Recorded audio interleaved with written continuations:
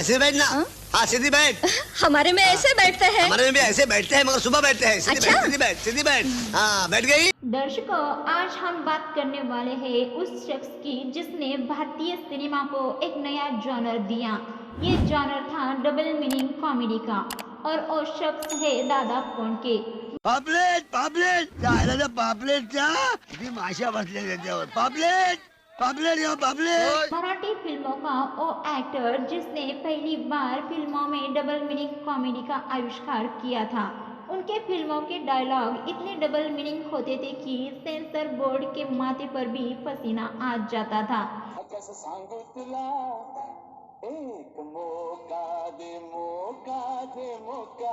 लेकिन कभी इन फिल्मों की रिलीज पर बैन नहीं लगा पाए क्योंकि और दादा कोंडके जी के तर्कों के आगे हार जाते थे। फिल्में दो आरती होती थी लेकिन खूब देखी जाती थी। दादा कोंडके जी के नाम लगातार सबसे ज्यादा सिल्वर जुबली फिल्में देने का गिनीज बुक वर्ल्ड रिकॉर्ड है।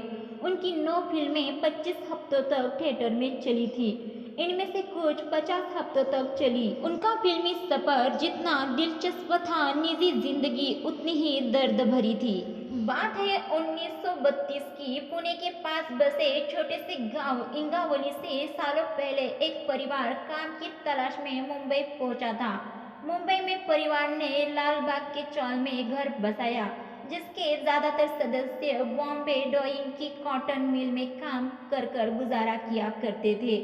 इसी परिवार में गोकुल अष्टमी के दिन 8 अगस्त 1932 को बेटे का जन्म हुआ। भगवान कृष्ण के नाम पर बेटे का नाम कृष्णा रखा गया। वही कृष्णा जिसे देश ने दादा कोंडके नाम देकर खूब सम्मान दिया। चुप रे। आईला सांगू का? जा जा जा सांग आईला जा। मी घाबरतो काय? कौन होती हो? वामने हो आमचं घराव। कृष्णा बचपन में काफी मोटे हुआ करते थे जो चाल में मामूली गुंडागर्दी कर फेमस थे। युवा होते ही दादा कोंडके जी के परिवार के लगभग सारे सदस्य एक हादसे में मारे गए। सिर्फ दादा कोंडके और उनके एक बड़े भाई ही परिवार में बचे। इस हादसे से वो बुरी तरह से टूट गए थे। जब परिवार के सदस्यों को खोने के दर्द से उभरे तो दादा ने किराना दुकान पर काम करना शुरू किया जहां उन्हें महज महीना 60 रुपए मिला करते थे। मनोरंजन करने के लिए एक लोकल बैंड का हिस्सा बन गए। यही उन्हें स्टेज शो से जुड़ने का मौका मिला। दादा ने अपने करियर की शुरुआत मराठी लोक कला तमाशा से ही की। वो अपनी हास्य अदाकारी और अनोखे स्टाइल की वजह से जल्द ही तमाशा के स्टार बन गए। यही से उनकी अभिनय प्रतिभा को पहचान मिली। उन्होंने मंच पर अपनी पहचान बनाने के बाद मराठी नाटकों में भी काम किया जिसमें विच्छा माझी पुरी करा जैसा नाटक बेहद लोकप्रिय हुआ। खड्डाला तर हरण वाजवायचा। हा बाबा हरण हरण भोंगा माहित नाही? हे असं आयला वेगळं दिसतं वाटतं। दादा इतने नर्म स्वभाव के थे कि कामयाबी मिलने के सालों बाद भी बैंड के लोगों से मिलने जाया करते थे। मराठी स्टार को घर में देखकर बैंड वाले इस सोच में पड़ जाते थे कि आखिर उन्हें कैसे साफ जगह में बिठाकर खातिर की जाए। लेकिन दादा उन्हें समझाते थे कि मैं आज भी वही आदमी हूँ जो तुम्हारे साथ पहले था। प्ले करते हुए दादा कोंडके को मराठी के कई इलाके में जाने का मौका मिला जहां उन्होंने दर्शकों की मनोरंजन से जुड़ी डिमांड को बखूबी समझा। दादा कोंडके जी सेवा दल के संस्कृति कार्यक्रमों का हिस्सा थे जहां उन्होंने ड्रामा में काम किया। यहाँ उनकी मराठी स्टेज पर्सनालिटी से जान पहचान बढ़ी और मदद से दादा कोंडके जी ने अपनी थिएटर कंपनी शुरू कर दी। उस जमाने की पॉपुलर सिंगर आशा भोसले जी उनकी बड़ी प्रशंसक थी और मुंबई में होने वाला विच्छा माझी पुरी करा का हर शो देखने जाती थी। उन्होंने दादा कोंडके जी के अभिनय से खुश होकर उनकी मुलाकात मराठी फिल्म मेकर भालजी पेंढारकर जी से करवाई। भालजी पेंढारकर जी ने दादा को फिल्म तांबडी माती से 1969 में मराठी फिल्मों में आने का मौका दिया। पहली ही फिल्म को बेस्ट मराठी पिक्चर फिल्म का नेशनल अवार्ड मिला। आई रोज दिस गाते। खरं? हो माझी नाही गाढवाची। त्याची हो ती का अहो तो आहे म्हणून धंदा आहे, धंदा आहे म्हणून मी आहे. 1971 में दादा कोंडके जी ने सोंगड़िया फिल्म प्रोड्यूस की, जिसमें उन्होंने खुद लीड रोल निभाया। उन्होंने एक ही हीरोइन उषा चौहान जी के साथ 12 फिल्मों में काम किया था। उन फिल्मों के नाम हैं सोंगाड़िया, एकटा जीव, सदाशिव, पांडु हवलदार, राम राम गंगा राम, गमनी कावा, आली अंगावर, मुका घ्या मुका, पळवा पळवी, सासरचे धोतर, वाजू का, बोट लावल तिथे गुदगुल्या जैसी सुपरहिट फिल्मों में एक साथ काम किया।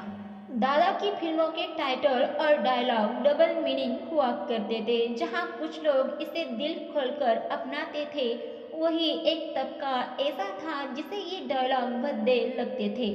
सेंसर बोर्ड ने भी कई बार फिल्मों पर आपत्ति जताई, लेकिन कोई दादा के खिलाफ आवाज नहीं उठा सका। उनके पास अपनी हर फिल्म के टाइटल और डायलॉग को लेकर कुछ जवाब होते थे, जिसके आगे सेंसर बोर्ड को भी झुकना पड़ता था। हरण भोंगा माहित नाही, गाडी तरी तुमची आहे का?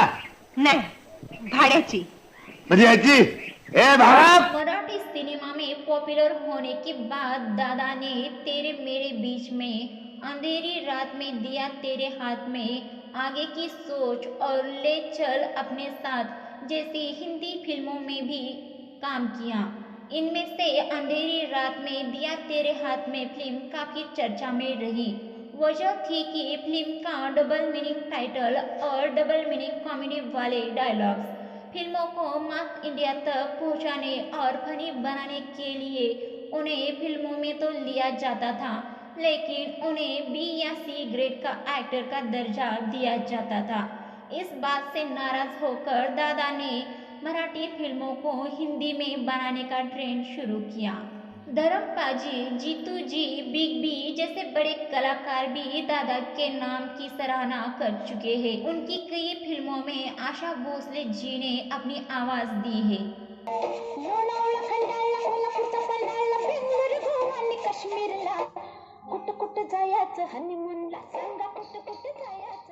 ये बात है 1971 में सोंगड़िया फिल्म का क्लैश उस जमाने के सुपरस्टार देव आनंद साहब की फिल्म तीन देविया से हुआ।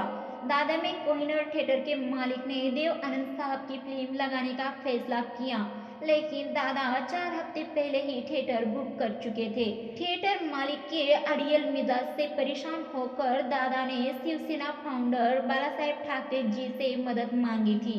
दादा और बाला साहेब ठाकरे जी के बीच गहरी दोस्ती थी। बाला साहब उनकी फिल्में और शैली के बहुत बड़े प्रशंसक थे। बाला साहब जी ने खुद हस्तक्षेप कर वो फिल्म थिएटर में लगवा दी। ये किस्सा उनकी लोकप्रियता और उनके संबंधों की गहराइयों को दिखाता है।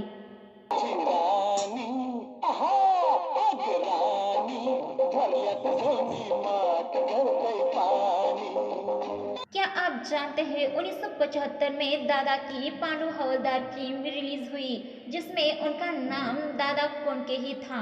इसी फिल्म के बाद भारत में हवलदारों को पांडु कहा जाने लगा था। तुझ्या डोक्यात काय टोपी असं दुसरं काय हे टोपी गांधी टोपी. दादा ने नलिनी नाम की महिला से शादी की थी, जिससे कुछ सालों में ही उन्होंने तलाक ले लिया। दादा ने एक बार बताया था कि जन्म के समय उनकी कुंडली देखने वाले ज्योतिष ने कहा था कि उन्हें ताउम्र विफलता ही मिलेगी, लेकिन दादा ने अपने टैलेंट से हर मोड़ पर कामयाबी का लुत्फ उठाया। भले ही उनके डबल मीनिंग संवाद और बोल्ड फिल्मों की वजह से कई बार विवाद भी हुए, लेकिन दर्शकों ने हमेशा उन्हें पसंद किया और उनकी फिल्मों का इंतजार किया। दादा ने मराठी सिनेमा को एक नई दिशा दी। उनकी फिल्मों ने दर्शकों को हंसाने के साथ साथ समाज के कई मुद्दों पर व्यंग्य भी किया। उनकी फिल्मों का संगीत और गाने आज भी याद किए जाते हैं। उनकी अनूठी शैली और अभिनय से मराठी सिनेमा को राष्ट्रीय स्तर पर पहचान दिलाई।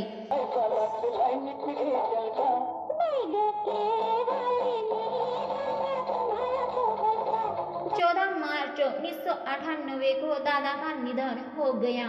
उनके जाने से मराठी सिनेमा ने एक अनमोल रत्न खो दिया।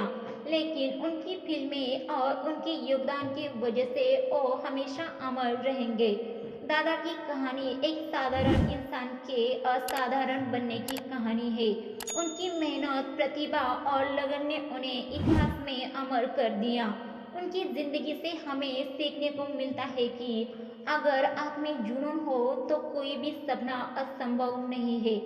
दर्शकों, आपको हमारे द्वारा दादा कोंडके जी के बारे में बताई गई ये प्रेरणादायी कहानी आपको अच्छी लगी तो हमारे चैनल बॉलीवुड की चमक को सब्सक्राइब, वीडियो को लाइक शेयर जरूर कीजिए।